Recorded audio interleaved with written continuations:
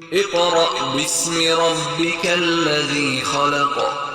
Organisasi Islam di Indonesia memiliki peran yang sangat penting dalam berbagai aspek kehidupan masyarakat, termasuk pendidikan, sosial, ekonomi, dan politik.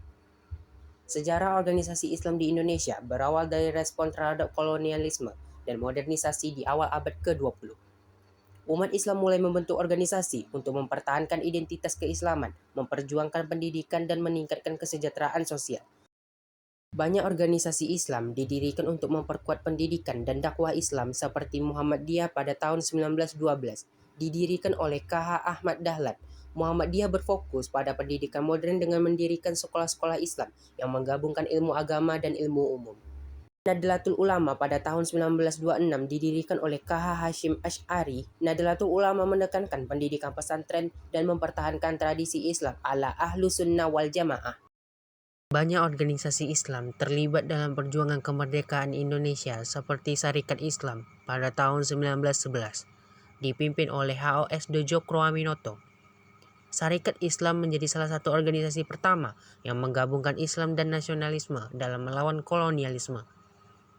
Masyumi pada tahun 1945, partai politik Islam yang aktif dalam pemerintahan awal Indonesia sebelum dibubarkan oleh Soekarno pada tahun 1960. Persatuan Islam pada tahun 1923 aktif dalam dakwah dan membangun lembaga pendidikan Islam. Al-Irsyad pada tahun 1914 berperan dalam pendidikan dan kesejahteraan sosial, terutama bagi komunitas keturunan Arab di Indonesia. Dompet Duhafa dan Lazismu, lembaga yang bergerak dalam zakat, infak, dan sedekah untuk membantu masyarakat miskin. Setelah kemerdekaan, organisasi Islam terus berkontribusi dalam kehidupan sosial politik Indonesia. Nahdlatul Ulama Muhammadiyah dan organisasi lainnya sering menjadi penengah dalam konflik sosial dan politik. Partai Keadilan Sejahtera dan Partai Persatuan Pembangunan mewakili aspirasi Islam di kancah politik modern. Saat ini, organisasi Islam menghadapi tantangan baru seperti globalisasi, radikalisme, dan digitalisasi dakwah. Namun mereka terus beradaptasi dengan membangun platform pendidikan digital, ekonomi syariah, serta berkontribusi dalam kebijakan publik dan kesejahteraan masyarakat.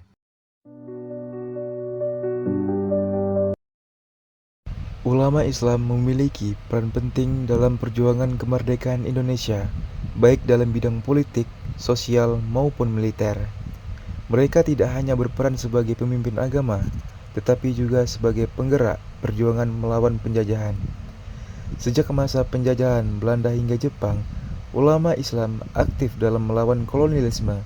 Mereka memimpin berbagai perlawanan rakyat seperti Pangeran Diponegoro 1825 sampai 1830, yang merupakan seorang pemimpin muslim dan mengobarkan perang Diponegoro melawan Belanda. Tuanku Imam Bonjol dengan perang Padri di Sumatera Barat melawan kolonialisme dan mempertahankan ajaran Islam. Kiai Mojo yang menjadi penasihat spiritual Pangeran Diponegoro dalam perang melawan Belanda. Pada awal abad ke-20, banyak ulama mendirikan organisasi Islam yang berperan dalam membangun kesadaran nasional seperti Syarikat Islam yang didirikan pada tahun 1911 oleh Haji Samanhudi dan dipimpin oleh HOS Djoko Aminoto. SI menjadi wadah perjuangan politik Islam melawan penjajahan. Muhammadiyah yang didirikan oleh Kyai Haji Ahmad Dahlan pada 1912 untuk membangun pendidikan dan kesejahteraan umat Islam. Nahdlatul Ulama yang didirikan pada 1926 oleh Kyai Haji Hashim Asy'ari berperan dalam mempertahankan tradisi Islam Ahlus Sunnah wal Jamaah serta mendukung perjuangan kemerdekaan. Pada 22 Oktober 1945, Kyai Haji Hashim Asy'ari mengeluarkan resolusi jihad yang menyerukan umat Islam untuk berjihad melawan penjajah. Fatwa ini menjadi dasar bagi perlawanan rakyat Indonesia dalam pertempuran 10 November 1945 di Surabaya, yang akhirnya dikenang sebagai Hari Pahlawan. Masyumi atau yang dikenal sebagai Majelis Syuro Muslimin Indonesia didirikan sebagai partai politik Islam yang berperan dalam perjuangan diplomasi kemerdekaan. Ulama seperti Muhammad Natsir berperan dalam diplomasi internasional dan menyampaikan Mosi Integral Natsir 1950 yang berhasil menyatukan Indonesia menjadi negara kesatuan Republik Indonesia.